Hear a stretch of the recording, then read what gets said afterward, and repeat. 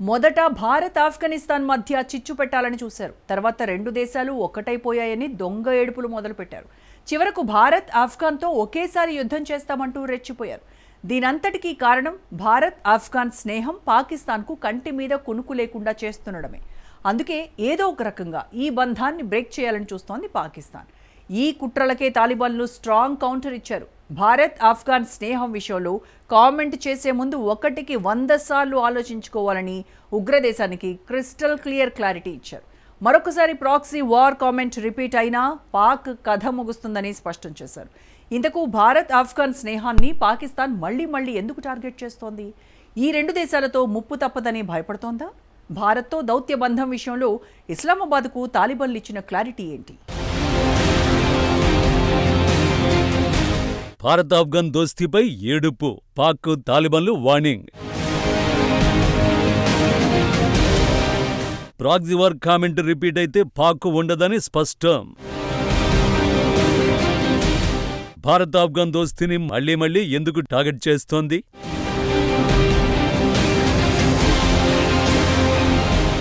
భారత్ ఆఫ్ఘనిస్తాన్ సంబంధాలు ముందు నుంచి ఇస్లామాబాద్కు కంటి మీద కొనుకు లేకుండా చేస్తున్నాయి. ఎందుకంటే ఈ రెండు దేశాలు ఏకమైతే ఏం జరుగుతుందో అందరికంటే ఎక్కువగా పాక్ పాలకులు సైన్యానికి తెలుసు.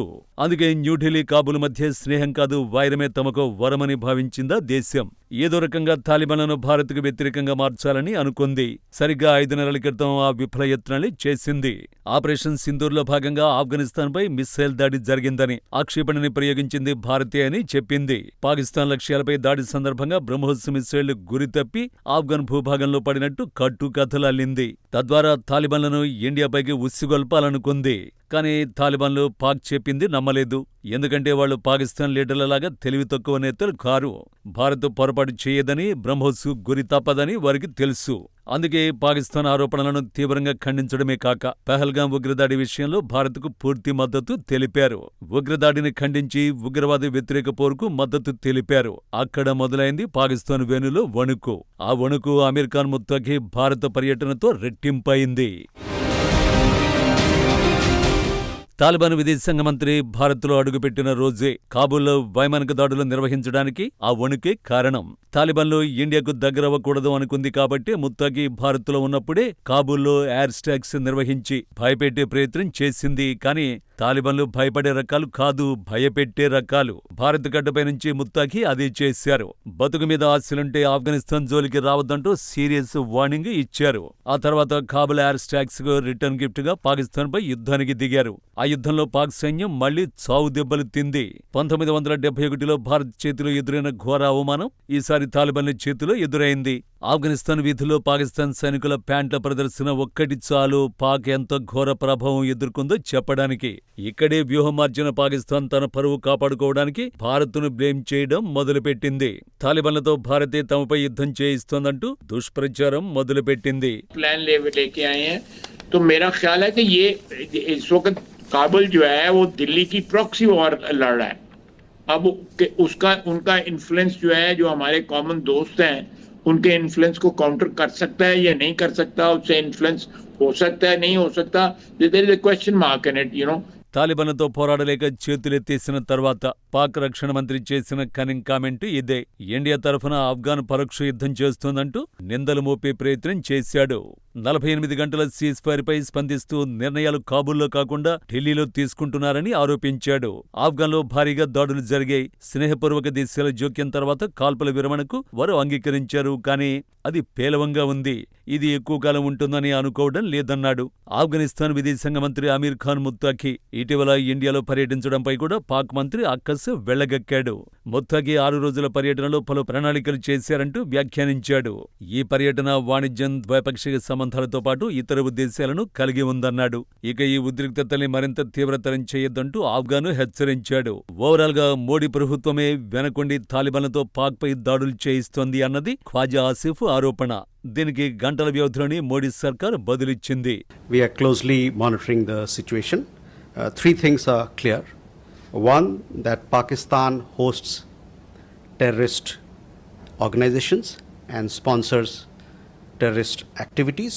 2, it is an old practice of Pakistan to blame its neighbors for its own internal failures. And 3, Pakistan is infuriated with Afghanistan exercising sovereignty over its own territories.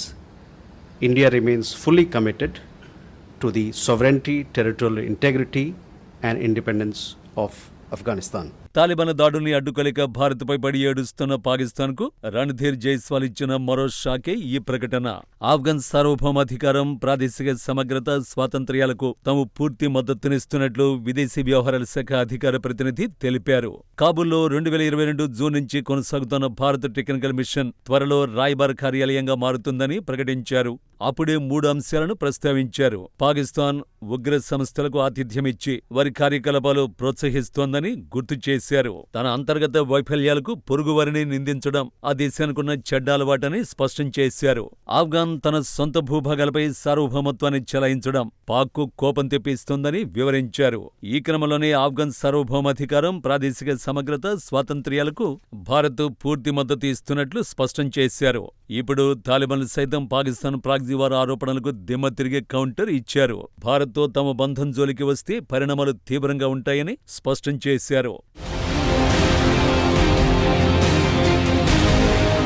Bharat వల్లే ఆఫ్ఘనిస్తాన్ దాడులు చేస్తోందనే వాదనపై తాజాగా ఆఫ్ఘనిస్తాన్ రక్షణ మంత్రి మౌలవీ మొహమ్మద్ యాకూబ్ ముజాహిద్ స్పందించారు.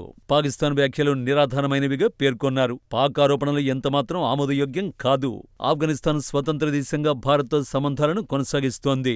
అదే సమయంలో పాకిస్తాన్తో మంచి సంబంధాలు కూడా కోరుకుంటోందని తెలిపారు. ఆఫ్ఘనిస్తాన్, పాకిస్తాన్ మధ్య ఉద్రిక్తతలు ఎవరికీ ఉపయోగపడవని, మా విధానంలో ఆఫ్ఘన్ భూభాగాన్ని ఇతర దేశాలకు వ్యతిరేకంగా ఉపయోగించడం ఎప్పుడూ ఉండదని తెలిపారు. పాకిస్తాన్ దోహా ఒప్పందాన్ని గౌరవించడంలో విఫలమైతే మళ్లీ సమస్యలు తలెత్తే ఛాన్సు ఉందన్నారు. ఒకవేళ పాక్ దాడులు జరిపితే ఆఫ్ఘాన్ తన భూభాగాన్ని ధైర్యంగా రక్షించుకుంటుందని చెప్పుకొచ్చారు. ఇదే సమయంలో రాజకీయ ప్రత్యర్థుల్ని ఉగ్రవాదులుగా పాక్ ముద్ర వేయడాన్ని కూడా ఆయన విమర్శించారు. తాలిబాన్ రక్షణ మంత్రి కాదు, తాలిబాన్ ప్రభుత్వంలో మంత్రులు భారత్కు అనుకూలంగా స్వరం పెంచుతున్నారు. ఈ పరిణామాలే పాకిస్తాన్కు కంటి మీద కొనుకు లేకుండా చేస్తున్నాయి. అందుకే భారత్పై పడి ఏడుస్తోంది కూడా.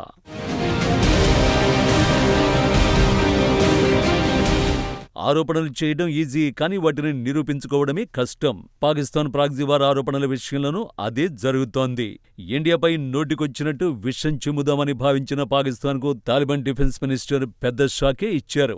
భారత్తో తమ బంధం విషయంలో తప్పుడు ప్రచారం ఆపకపోతే తీవ్ర పరిణామాలు ఉంటాయని హెచ్చరించడం, ఆల్రెడీ చిక్కుల్లో ఉన్న పాకిస్తాన్ మరిన్ని ఇబ్బందులకి నెట్టేయడమే. అల్ జజీరా వంటి అంతర్జాతీయ మీడియా సంస్థలు తాలిబాన్ మంత్రి కౌంటర్ను హైలైట్ చేశాయి. పాకిస్తాన్ తన ఆరోపణలో నిజముందని నిరూపించుకోవలసిన పరిస్థితులు ఏర్పడ్డాయి. కానీ ఈ విషయంలో పాక్ ఎప్పటికీ ఆ పని చేయలేదు. ఎందుకంటే తాలిబాన్లను అడ్డు పెట్టుకుని యుద్ధం చేయాల్సిన అవసరం మన దేశానికి లేదు. ఈ వ్యవహారం ఈ నెల 25న ఇస్తాంబుల్ వేదికగా ఖతార్, టర్కీ సమక్షంలో ఆఫ్ఘాన్, పాకిస్తాన్ మధ్య జరిగే శాంతి చర్చలోనూ ప్రస్తావనకు రావచ్చు. తాలిబాన్లు పాకిస్తాన్ను నేరుగా ప్రశ్నించే అవకాశమూ లేకపోలేదు.